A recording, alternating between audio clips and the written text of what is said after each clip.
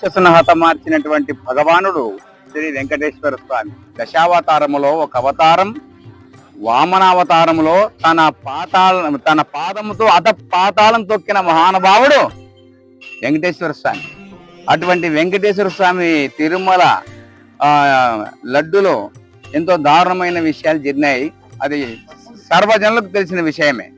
కానీ చెడ్డవాని మిగుల చెరుచున దైవము అడ్డపడడు వానికి ఆపదొచ్చిన చెడ్డ చేను చూచి రెడ్డి తామెచ్చున విశ్వదాభిరం వినరవేయమన్నాడు.